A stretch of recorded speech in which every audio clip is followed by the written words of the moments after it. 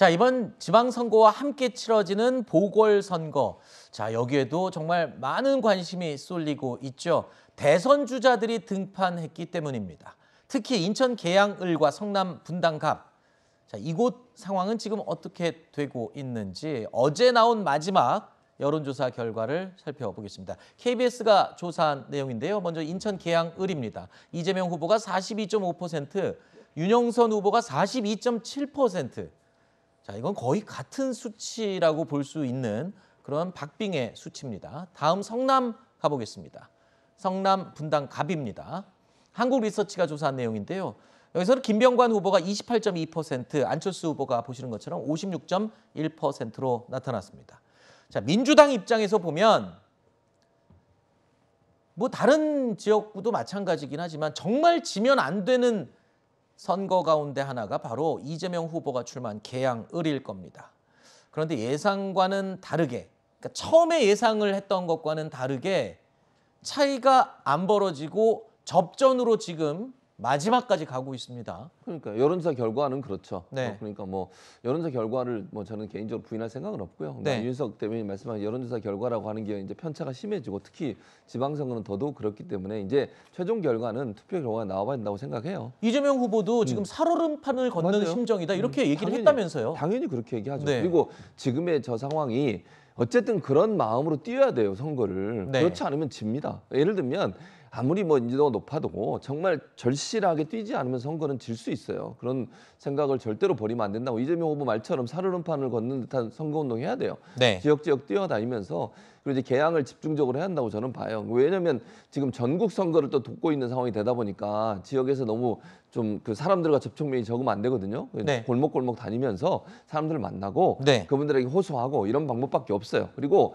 절대 이긴다는 자만심 가지고 뛰면 안 됩니다. 누가 되든. 네. 뭐 이재명 후보라도 마찬가지예요. 네. 정말 절실하게 한 분 한 분의 표를 얻겠다는 그런 절실함을 가지고 네. 마지막까지 임해야 될 것으로 보여집니다. 여기서 제일 중요한 사람이 바로 투표권을 쥐고 있는 유권자겠죠. 인천 계양을 여론조사 결과가 이렇게 초접전 양상을 보이고 있는 가운데 민심도 출렁이고 있다고 합니다. 인천 계양을에 사는 유권자들은 그럼 어떤 심정을 갖고 있을까요? 어떤 국회의원을 바라고 있을까요? 저희가 직접 들어봤습니다. 이재명 후보님은 성남시장 하실 때나 경기도지사 하실 때 보면 처리를 잘 하신 것 같더라고요. 그냥 그분을 좀 좋아합니다. 사실 이제 대선 후보에서 떨어지시고 그냥 거쳐가는 사람이다라고 정도밖에 생각이 안 들긴 해요. 이 지역에 그러니까 오래 계신 그분은 참 오래된 걸로 알고 있거든요. 그래서 그런 분이 돼야 된다고 생각하거든요. 우리 무조건 이재명, 민주당 무조건 민주당. 계양구에 몇십 년 살았는데 작년엔가 한번 집 가보려고 한 개도 안 올랐는데 지금 그래서 살아주는 사람은 열심히 일해주고 발전을 해나가는 사람을 택해야 되는 거 아니에요? 자, 이렇게 계양 민심이 요동을 치고 있습니다. 그러면서 여야 후보들의 프레임 대결은 더욱더 거세지고 있는데요. 윤영선 후보는 그 유명한 25년 대 25일 이렇게 홍보하고 있고요. 이에 맞서는 이재명 후보는 지역 연고론자 대 능력론자 이 대결을 내세우고 있습니다. 자, 이재명 후보가 한 이야기 하나 들어보시죠. 연고 있는 사람이냐 유능한 사람이냐. 그래서 연고 가지고 자꾸 따지는 경향이 상대방한테 있고요. 내세울 게 이제 연고밖에 없으니까요.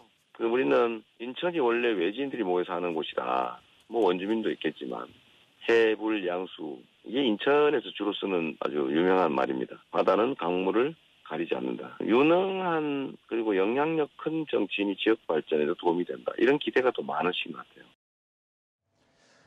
자, 그러니까 연고를 너무 강조하는 것보다 능력 있는 내가 더 훨씬 좋은 후보다. 이거를 지금 홍보하는 건데 중간에 살짝 이런 표현이 있었어요.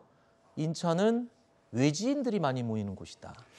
그러니까 이재명 후보님이 참 대선 때부터 발언하실 때 듣는 사람 입장을 좀 고려하셨으면 좋겠다는 말씀을 드렸는데 네. 인천 관련해서 이 얘기고요. 방금 윤영선 후보 대해서도 내세울 게 연고밖에 없다 이런 표현을 쓰셨단 말이죠. 그 부분은 유권자께서 잘 판단하시라 보고 자 능력 말씀하셨는데요. 윤영석 후보에게는 아직 공직선거 선출을 통한 어떤 능력을 발휘할 기회가 주어지지 않았습니다. 그런 관점에서 보면 능력력이 하기가 조금 이게 맞느냐 하는 얘기도 할 수 있고, 이른바 거물론에 대해서도 이제는 우리 유권자들이 유명한 사람, 뭐 대선 후보까지 했던 사람이라고 해서 무조건 찍어주지 않아요. 결론적으로는 나한테 뭘 해줄 수 있느냐, 내 삶에 무슨 변화를 가져올 수 있느냐, 이게 설득돼야 찍는 그런 이익 투표를 하는 유권자가 됐다.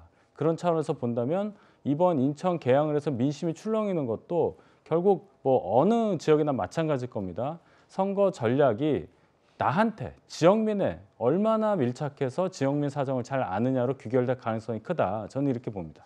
사실 외부에서 아무리 개항 을에 대해서 이야기하고 평가하고 해봐야 소용이 없는 게 제일 중요한 건 거기에 사시는 분들의 마음이거든요. 맞아요. 그분들 입장에서 보면은 글쎄요, 이 능력 있는 사람이 와서 잘 살게 만들어주는 것도 일리는 있는 얘기입니다. 그렇죠. 이제 네. 국회라고 하는 것이 물론 뭐 지역구가 있으니까 지역에 있는 여러 가지 수건 사업이라든지 지역민들이 오랫동안 어려움을 겪고 있는 부분들을 풀어주는 그런 역할을 해야 되거든요. 근데 국회라고 하는 공간이 잘 아시겠지만 이제 가서 들어가다 보면 정말 누가 좀 더 힘이 있느냐 없느냐에 따라서 예산 배정이라든지 이런 부분에 영향을 미칠 수 있어요. 그래서 그런 부분을 전혀 배제할 수 없는 상황이고. 네. 그러니까 이제 이재명 후보 입장에서는 본인이 만약에 이제 계양구의 대표가 된다고 하면 정말 계양구를 위해서 국회 가서 열심히 싸워서 또 열심히 노력을 해서 계양 구민들을 위한 여러 가지 정책적인 부분이나 아니면 예산 부분 이런 부분들을 많은 부분 따오겠다 이런 네. 주장이라고 저는 생각을 해요. 뭐 유권자들이 판단하실 거라고 저는 봅니다. 말씀하신 것처럼 그러니까 계양이 잠재력 있는 어떤 도시인데